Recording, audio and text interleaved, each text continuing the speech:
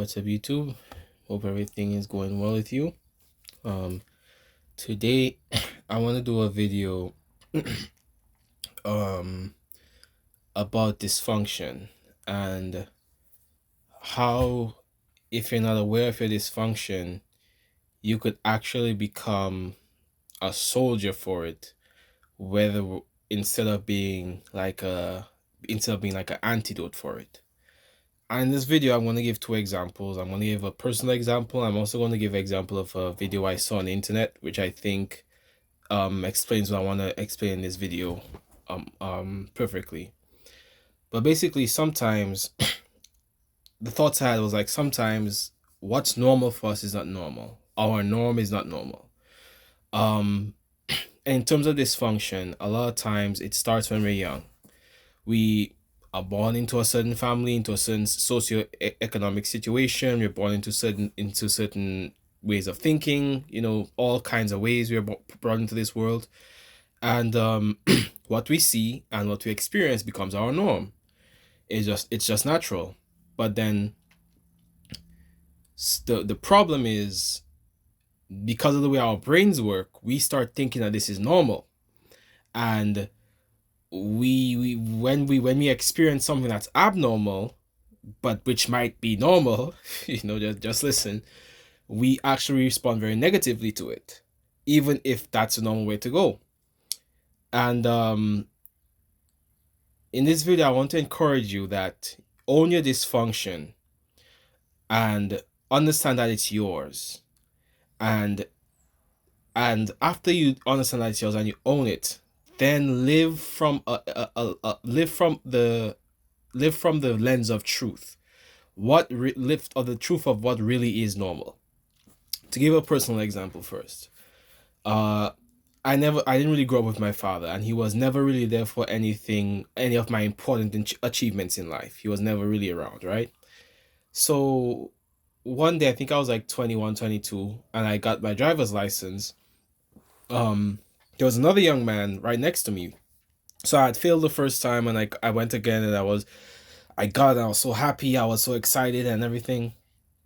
And I remember, while he's sitting next to me, it's like he was waiting for somebody.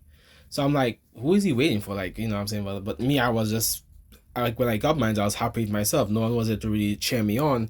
I was happy for myself. And then his dad comes in, runs to him and gives him a big hug. Says, son, you made it? I gave him a big hug, a long hug. And that is normal. But in that moment, let me explain what I was feeling in that moment. In that moment, I was feeling, why is this father is going to make his son soft? He shouldn't be showing his son so much affection. Why is he hugging his son so much in public? The son probably had things easy because he had his father in his life. Instead of taking a normal, positive interaction between a father and a son, my negative inner world was responding with discomfort. It was responding with envy.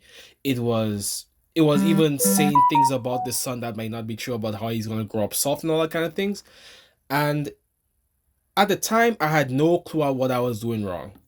But once I started to do therapy, and when you start doing therapy and you start reflecting, you actually go back in time. Not like with a time machine, but you go back in time and you start to see how you acted in little situations, and you start to see how your dysfunction trickles through. And what I realized was, because my father never really hugged me, maybe he hugged me as a baby, I don't remember, but because my father never hugged me, because he was never there for any of my important achievements, including me getting the driver's license, that was normal for me. The norm was him not being there. So I had no clue that the dysfunction in me was so powerful that when a young man was embraced by his father, when the father did something for the son, it would affect me so negatively. It would actually send me in a negative spiral way of thinking. And this one lesson that I learned for myself made me understand why people sometimes react to other people in certain ways. Because you just don't know that what's normal for you may not be normal for somebody else. Confidence is not normal for some people. A healthy home, a healthy relationship is not normal for some people. So when they see it, they have and they're not aware. Like if you're healthy and you've done the awareness work, it'll be different. But when they're unhealthy and they're unaware, their only reaction to it is only going to be negative, because it's abnormal. As human beings, we are naturally very what's the word I should use? We're very aloof to things that are abnormal, things that are not that don't align with how our brains are wired. We respond very negatively to those things. So you have to understand that even in positive situations, if positivity is not your norm, you will react negatively to it. Another example of this I wanted to give is, I was watching this YouTube video. I'm not sure if you saw it, but this young man was driving this amazing car, and an older gentleman approached him. He was the same car, and he asked the young man, "Hey, how did you get that car?" So the young man said, "My dad bought it for me."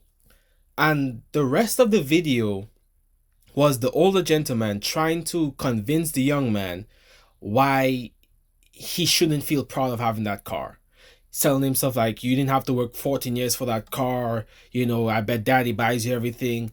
And while I'm watching this video, because this is after I did the work already, and I'm like, look at how his dysfunction is trying to make a young man who got the normal thing to happen to him, look at how his dysfunction is trying to make the young man feel bad about his normal life. Like, it was very interesting to see, like, how a father is supposed to help his son. Parents are supposed to help their children.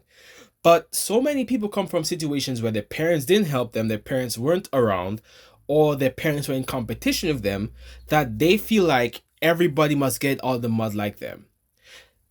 Own your dysfunction. Everybody's story does not have to be your story. You know what I'm saying? And I know it's I know it's messed up. Look, I understand. It's not fair. No, I'm not. This video is not me saying at all that it's fair that you didn't get certain things and somebody else got certain things.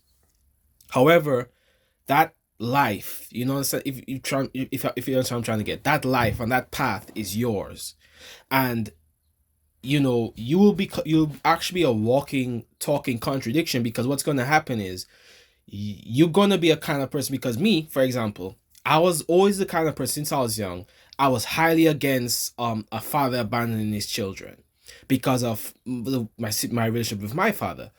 But I realized I was a warrior for that, because I reacted negatively every time I saw a healthy father and son.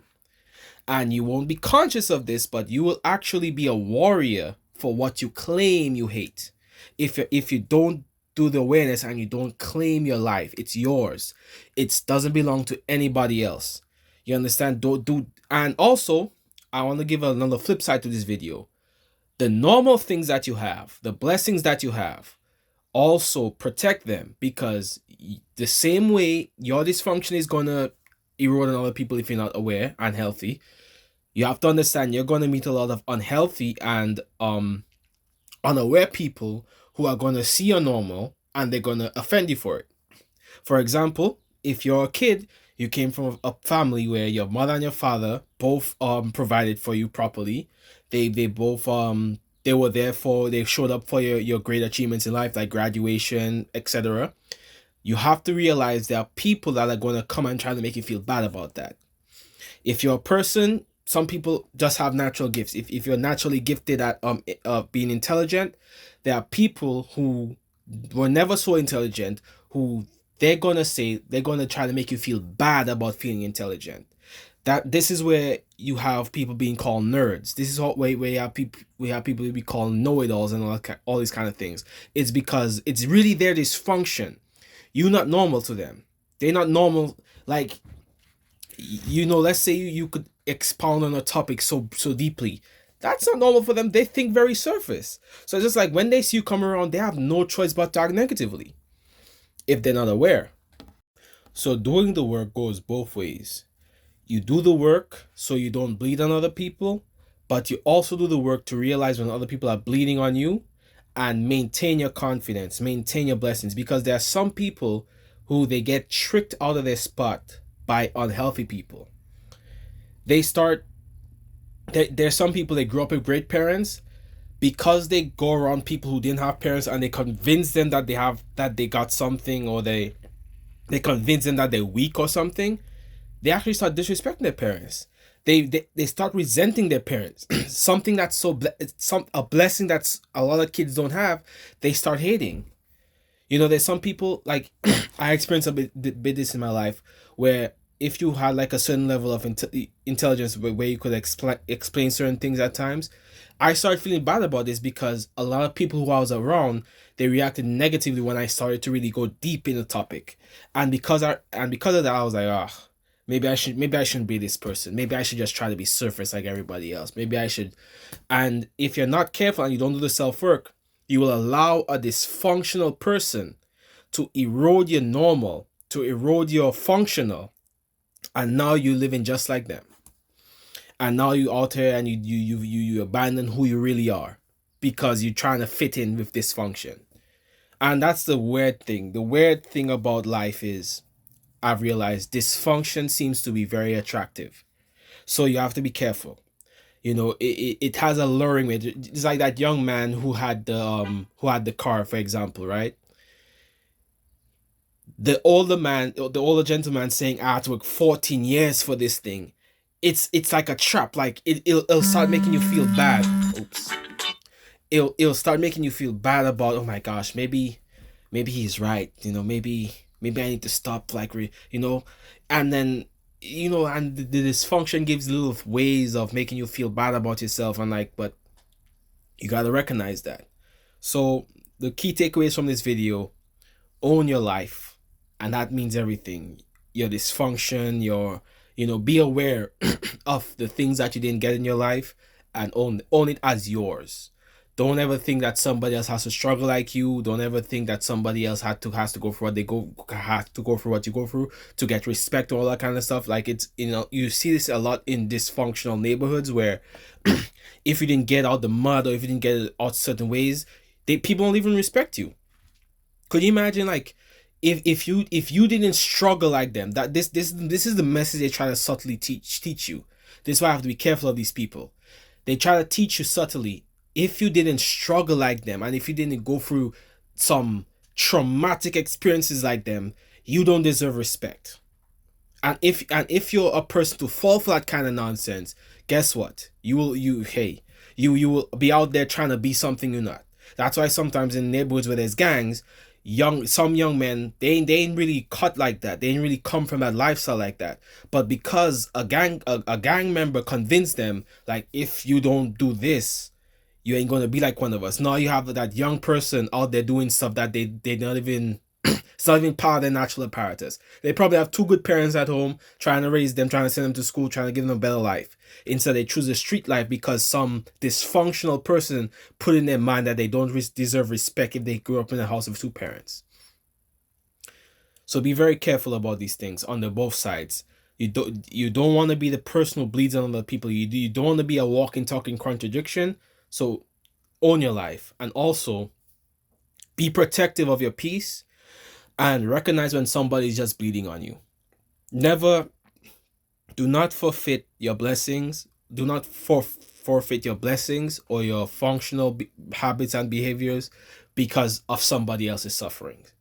You could feel bad for them, because the young man in the video, he was actually proud of the guy. He was like, wow, you worked 14 years for that car. You could be proud of them, be proud of them, admire their strength, but don't ever feel like you gotta abandon yourself, and don't ever feel bad about how you are blessed in this life. So yeah, tell me what you think about this video.